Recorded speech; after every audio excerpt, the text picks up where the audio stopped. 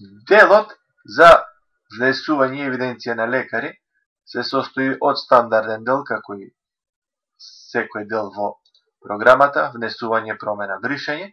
Меѓутоа овде постои за секој лекар дефинирано едни бројки за квоти под промесечје, што е битно за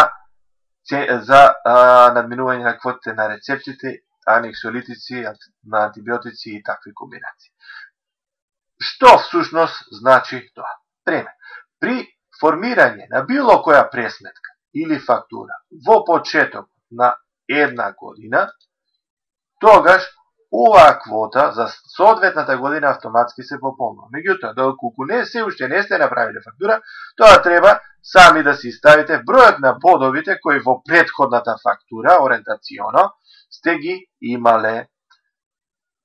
Тоа е едната работа што треба да ја подесте. Меѓутоа, сите знаеме дека поради фактот што вие во 90, да не кажам 100% од случаевите, имате една бројка на пациенти за евиденција во вашата амбуланта, друга бројка во која ви исплаќаат по евиденцијата во фото. Затоа, заради сите тие податоци,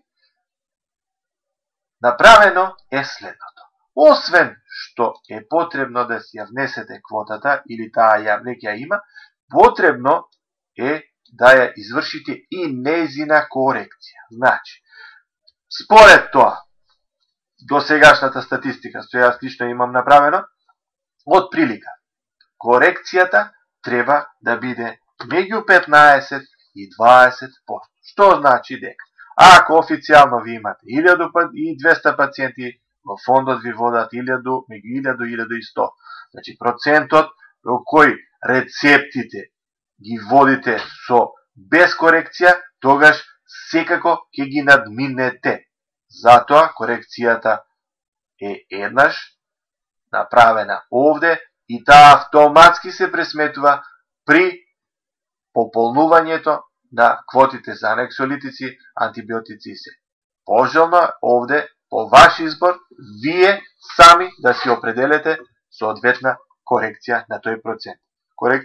Корекцијата важи поединечно за секој лекар и автоматски се евидентира, т.е.